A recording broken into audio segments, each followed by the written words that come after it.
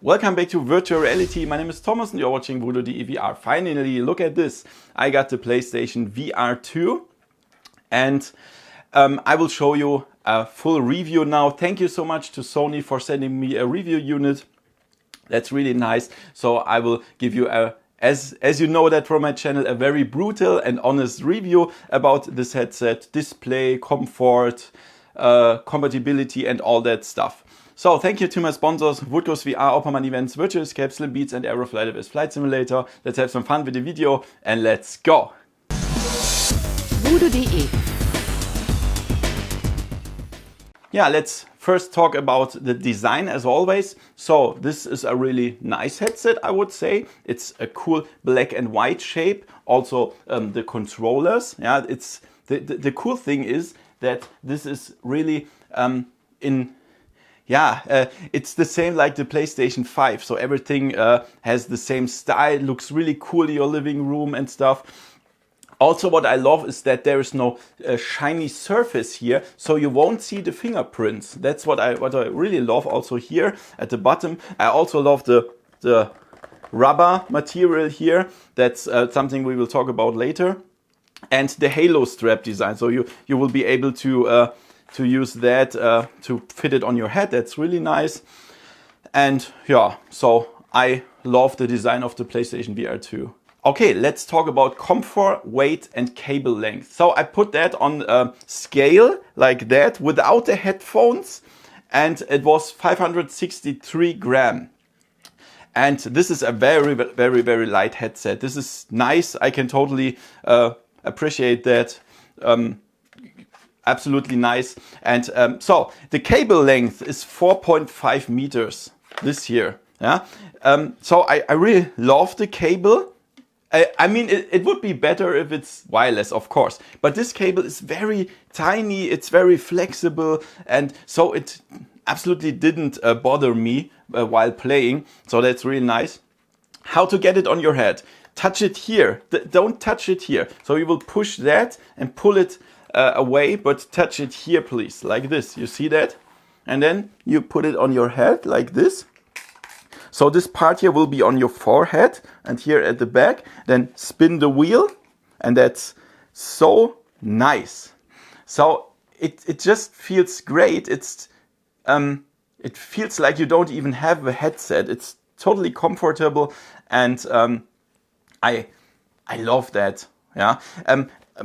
Just now it's not activated, it's just for showing you, but I can now see that everything is completely dark. There's no light leakage because of this rubber material here, and that's just amazing. Yeah, the only thing that I have to complain is, so you have the IPD wheel here, where you can slide the lenses.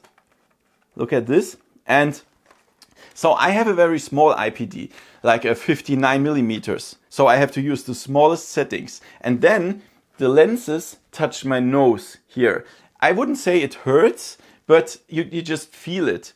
You can, of course, get rid of that by pushing this button and pulling the upper part or the front part away from your eyes. But then you will get lower field of view. So I accept the pain and I want bigger field of view. No, just kidding. It's just great. The comfort is nice with the PlayStation VR 2. I love it. Yeah, let's talk about the setup. As you perhaps know, the old PlayStation VR 1 was a pain to set up because there was a breakout box, there was tons of cables, there was a camera and stuff. And now we only just have one USB-C cable, and this you will connect from the PlayStation VR 2 to the front USB-C port. That's it. It's so cool. And when you connect that the first time, the setup starts automatically on the PlayStation 5, and it will go with you through the single steps of the setup. So the first one is that they will explain you very easy how to put it on your head, how to align the head strap and the wheel on the head and stuff. That's very easy to learn. And after that, they will measure your eye distance IPD, interpupillar distance, with the integrated eye tracking, and they will show you the value. And after that, you will use the wheel to on the headset to set up your IPD. That's really great.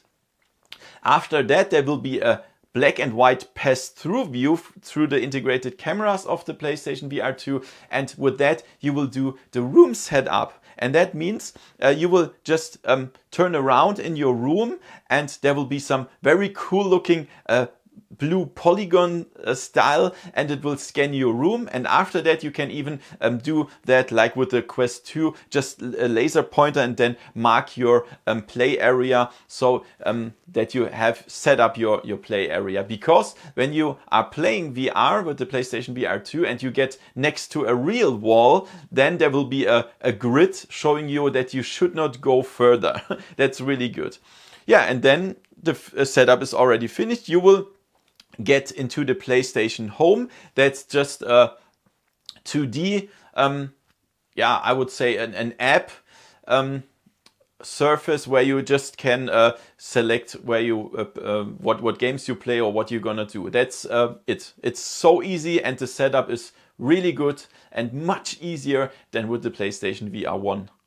Okay, let's talk about the display of the PlayStation VR 2. So this is a very important part of a VR headset. We have a pretty high resolution. It's much better than the old PlayStation VR. We have 2000 by 2040 pixels per eye, and that's really nice. And we have an OLED display. This is an advantage and a disadvantage. So the advantage of an OLED display, it has very good and clear and powerful colors. It's just great, for example, to see Horizon Call of the Mountain. It has great colors. It just looks amazing. The second advantage is when you play horror games like Resident Evil Village or something like that, then the black levels are, it's just when you are inside a dark scene, it is black and dark. With an LC display, you have some grayish stuff. It just doesn't look black. But with this PlayStation VR 2 OLED display, it's really black. But now the disadvantages from the OLED display, because of a different arrangement of the pixels, you will likely see the screen door effect more than with LC display headsets. So, I mean, I do the review. I have to notice that. I have to check it out very detailed. So I've seen the screen door effect. Although the resolution is so high, but this is a disadvantage of the PlayStation VR with the OLED display. But I have to say, this is not a problem for me. Absolutely not. When I played like 5 to 10 seconds, I already forgot that. It's just absolutely not disturbing.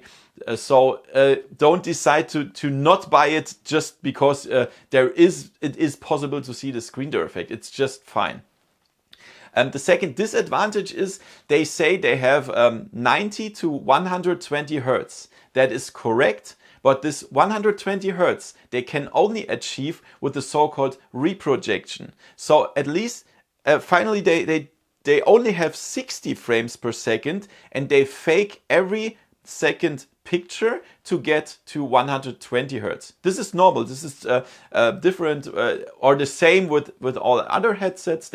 But with this feature, you will likely see some ghosting effect. That means when you move very fast, then it looks like it's a little bit ghosting, but it's really not a problem. For myself, I use snap turn, so it doesn't bother me. It's fine. I just want to mention that. But all in all, the display is really good. It's absolutely no problem for me. I prefer the OLED display, so yeah, that's really, really nice. Let's talk about the lenses, a very important part of the VR headset. So unfortunately, Sony decided to use the old Fresnel lenses. Newer headsets like the Pico 4 have pancake lenses. They are much clearer, much smaller and lighter and stuff. But yeah, in the PlayStation VR 2 we have the old Fresnel lenses. They have these rings. inside the lenses, and that has disadvantages. For example, we see these glare or God ray effects. So this is strange. You see that these are also like sun rays going from, for example, bright text in front of a dark background, and that doesn't look so good. The Valve Index has the same problem, for example. That's a disadvantage. It's not so disturbing, but it's there. And the sweet spot is also not so good. So sometimes I had to put the headset on my head left and right to find the sweet spot. But if you have it, then it's fine. The edge-to-edge clarity was really good. And but you have to notice that sometimes it's hard to find the sweet spot. So this is the point where the headset sits perfectly on your head to see everything clear. The field of view. So normally I would show you some values, but you cannot connect the PlayStation VR2 to PC, so I cannot use the test program. That means I have to tell it like from my feelings. So when I put it on my head the first time, I noticed I would say it's like the Quest 2, and that's good. The Quest 2 has a normal field of view. It's not too small. It's just fine. I even had the feeling that the PlayStation VR2 has a slightly more vertical field of view, perhaps, but I'm not sure. Everything I have to tell you is that it's fine. It's okay.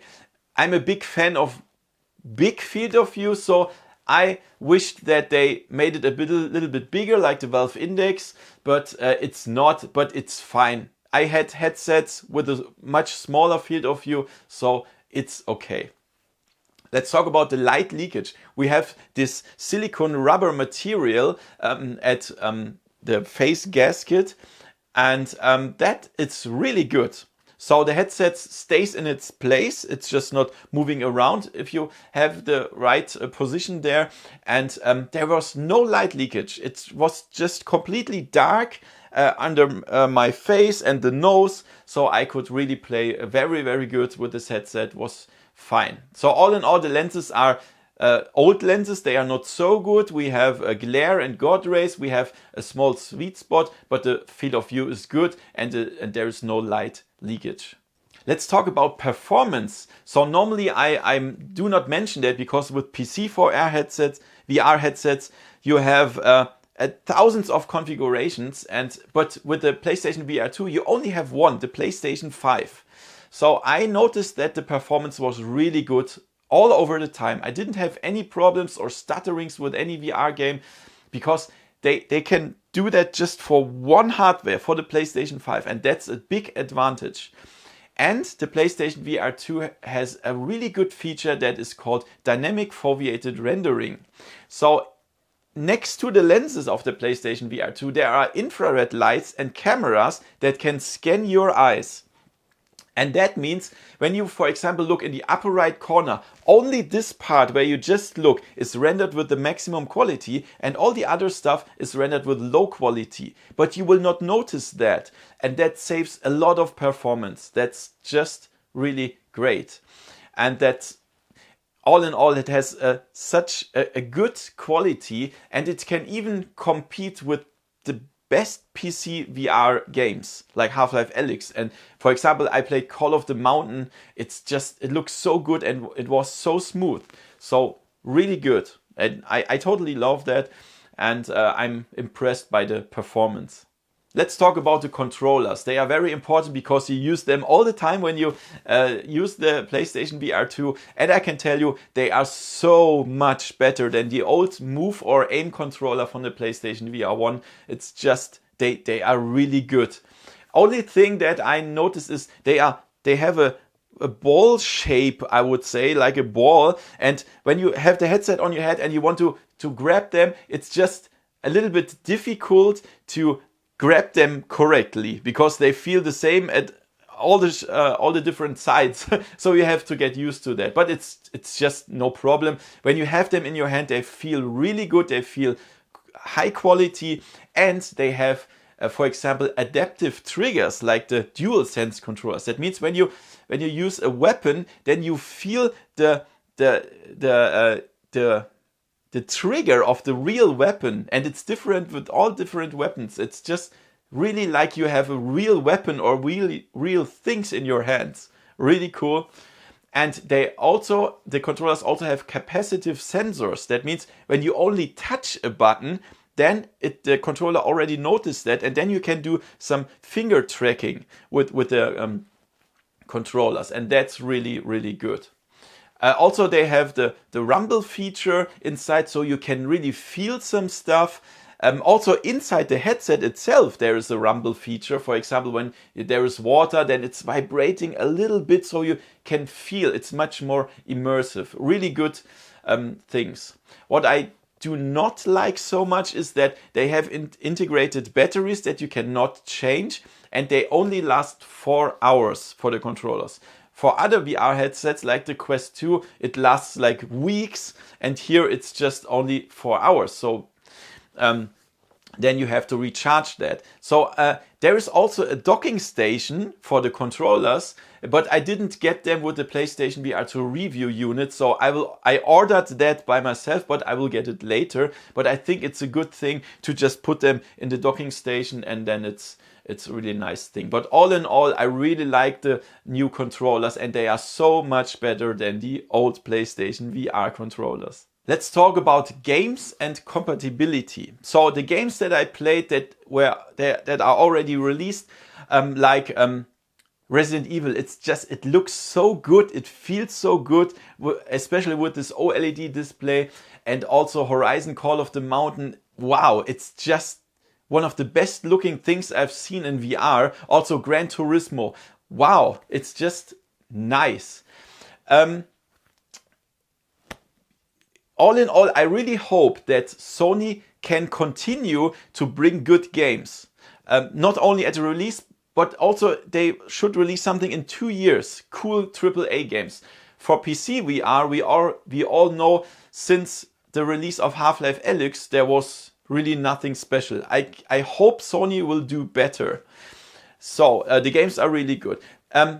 Before I forget, there is also a cinema mode where you can play all other non-VR PlayStation 5 or games on a big virtual screen. That's a really good thing if you want to play non-VR games on the PlayStation VR 2. I tried, as a PC nerd, I tried to connect the PlayStation VR 2 on PC, but of course that doesn't work as expected. Also, what doesn't work is when you want to play old PlayStation VR 1 games. That doesn't work unless they have an update for the PlayStation VR 2 that not many games unfortunately have. You cannot play the old PlayStation VR games.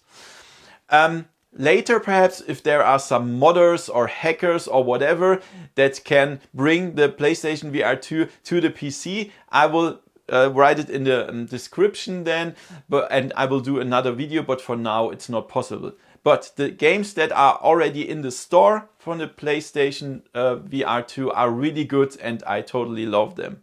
Let's talk about the tracking. That's very important, of course. And I can tell you, when you compare it to the PlayStation VR 1, it's just 1,000 times better. Because the old PlayStation VR controllers were tracked via this light balls and stuff, and that was really bad. And now we have 4 cameras inside the PlayStation VR 2, and they are tracked. The headset is tracked via the cameras and the controllers as well. So finally, when we turn around, the tracking is still there. We don't need an external camera and stuff, and it's just good. I could play all the games and shooters and so on. But what doesn't work is when you hold the controllers behind your head. That doesn't work because there are no cameras. So if you get them behind your head and then back again, it's like a little time that so he needs to recognize them again, but it's just no problem. Sometimes when you hold that directly in front of your face and in front of each other, then there is some stuttering of the controller, some tracking problems, but that's normally that's normal with all controllers that are tracked this way. Sometimes when you have bow and arrow, sometimes in like 0.5% there is a little problem, but all in all, the tracking is good. It's not as good as Lighthouse tracking. The Lighthouse tracking is the best tracking system. It can even track behind your back, but it's good. It's fine, and you can play all the stuff with that. I also tried to use the PlayStation VR2 in very bright and very dark rooms. So with the very bright, with a sun coming from outside the window, you shouldn't do that. Please be aware, sunlight is not good for the headset. But it worked, and also in pretty dark areas it also worked. Only thing, when it's really completely dark with no light, then it doesn't work anymore, of course, because the camera don't see anything. Yeah, so the tracking is fine. Let's talk about heat development. So some VR headsets have a bad heat development, so it's getting very hot inside the headset and outside the headset. But the PlayStation VR2 is fine. There is a small cooler inside. You don't hear that. It's just fine. And it cools the headset itself, but it also blows some air that you don't notice inside the face gasket. So that's a really nice thing, that you are not sweating like a pig when you play games. Of course, when you play the boxing games like 2 hours, you will sweat inside this headset, of course. But there is nothing what I would be concerned about. The heat development is fine. Let's talk about removable parts and cleaning. So I was afraid to remove that stuff here. You can remove it. I think you will be able to remove it, but it's really hard to. I don't want to destroy it. So I wouldn't recommend this, because you can just clean these parts here where you are sweating, for your forehead and the back of your head. Just clean it with a wet cloth here or something, and then it should be fine. Don't use any alcohol, of course. This part here, the rubber part, you can remove. There is some. I hope I can show it here. You see that? You can just remove that part. I don't want to rip it because it's very tricky to get inside again. There are some small hooks here where you have to do it, but then you can remove it and you can clean it with water, and that's really nice. So just the lenses, of course, do not use any alcohol. Use a dry cloth to get rid of some dust or some mud or whatever there is, and just clean it with some dry cloth. Here, this one you can clean with a wet cloth, of course, but be careful not to destroy the lenses. Okay, let's do a glasses test. I just borrowed glasses here, so let's put that on our head. Very important, put the front unit to the maximum forward like this, and then put it on your head like this. Find a good position, use the screw, and then push this button to get the front unit closer to your eyes, and that's really nice. So absolutely no problem. The glasses do not touch the lenses and stuff. And when you get it off your head, then push this button again, put this to the maximum, and then remove it again. So absolutely no problem for people wearing glasses. Let's talk about the pass-through cameras. So the PlayStation VR2 has 4 cameras, and they are only for just if you want to grab the controllers, or if you want to grab a drink, or just want to look something in your real environment. For now, there is no mixed reality content where there is some overlays in your real environment. Perhaps later, I don't know, but for now there's nothing. It's just for the room setup and if you want to grab something or the controllers. Therefore, that's only a black and white picture. It's okay. It's better than the black and white picture of the Quest 2, but it's nothing really special. Let's talk about the connectors of the PlayStation VR2. So the cable is USB-C, of course, that will be connected to your PlayStation 5. And then there is a 3.5 audio jack. So you will remove this part here, the earbuds, and then you will have a 3.5 millimeter here. See that? Then you can use your own headphones. The controllers are connected via Bluetooth to the PlayStation VR2 headset. That's the connectors. Okay, let's talk about sound of this headset. So there are these earbuds included that you can see here. Yeah, so you put this headset on your head like this, and then you put these things in your ear like this. And I mean, the sound is okay. It's okay, but I'm absolute no fan of these small earbuds. I don't like them. I don't want to have something in my ear. They also fall out all the time, even though there are 3 different pieces here for the earbuds for different ears, but they fall out of my ears, and I don't like that. So that's not a problem. You can just remove this part here and use your own headphones. That's cool. But I would prefer another solution from Sony, like for the Quest 2. There are some slots here, sound slots. That would be, in my opinion, better. But it's just fine. Or for example, for like the Valve Index, these floating headphones that fly over your ear, they are perfect. But yeah, you can use different ones. The microphone is okay. When you play in multiplayer, other people can understand you without problems and stuff. And there are also you don't hear any cracking noises or so. Something the HTC headsets have a very, very bad microphone. It's much better than HTC. It's not as good as the Valve Index, but it's really fine. So yeah, I'm not a big fan of the earbuds, but the sound is okay with them. Let's talk about eye tracking. So outside of the lenses, there are infrared LEDs and tracking cameras, so they can track your eyes. So that's important for the IPD settings. So it can scan your eyes and tell you your IPD range. And but it's also possible to use that in some games. Not all games are supporting eye tracking, but for example, Horizon Call of the Mountain, there you can navigate through the menus with the eye tracking, or there is even an aim assist when you look at your target, and there is an aim assist, so it's easier for you. But you can also switch it off if you don't like that. All in all, I really hope that the eye tracking will be integrated in some games. And I'm really looking forward to see more stuff with the eye tracking. Let's talk about the price. So there are 2 different versions of the PlayStation VR 2, or bundles, I would say. The first is the normal one. This is $550. There is only the VR headset and the controllers.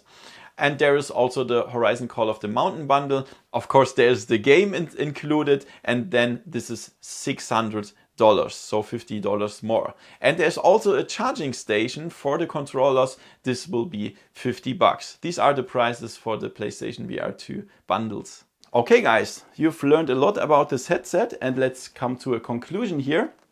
So I made some pro and contra arguments, as I always do that. So let's start with pro. I really love the comfort of this headset. It's very comfortable. You can play hours with that.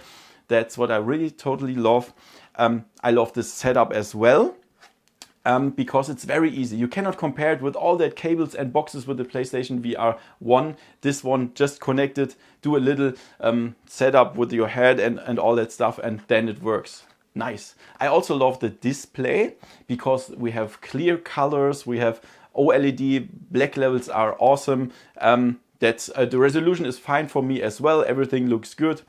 The controllers are great. We have these nice controllers. What I totally love is the haptic feedback of the triggers. This feels so great when you shoot a weapon or something. Just this is top. I wish that would be in all VR controllers. And what I also love is the new tracking. This is so much better than the old PlayStation VR. You can turn around, you can even crouch on the ground or something. You can shoot. Everything works so good. But there are also some contra arguments. So what I do not like is the decision that Sony put the old Fresnel lenses inside this headset. Why should they do that? There are so much better solutions, like the Pico 4 that have the pancake lenses, clear lenses that have really sharp view and no God rays or whatsoever. And that's what I don't like with this headset, but it's fine. That's not a big problem. It's not something I would say, because of the lenses, you should not buy the headset. It's a little bit disturbing, but if you are inside the action, it's fine. And what I also want to mention is the compatibility.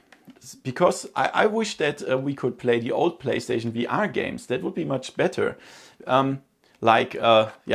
These games that you can play with the Move controllers. I think it should be possible to do that with the new controllers. Some games will get an upgrade from PlayStation VR 1 to PS5 and PlayStation VR 2, but some games not. And that's bad. Why shouldn't they do that?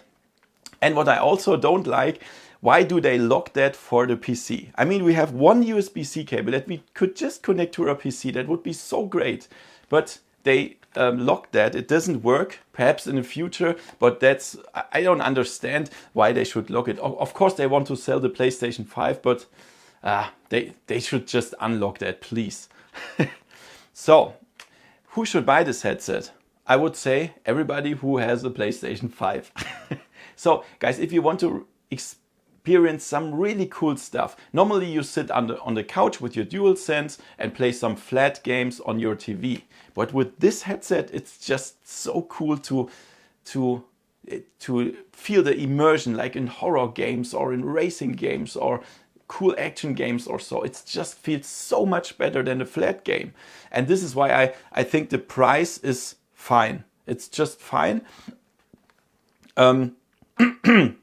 It's not too expensive, and I would really recommend it.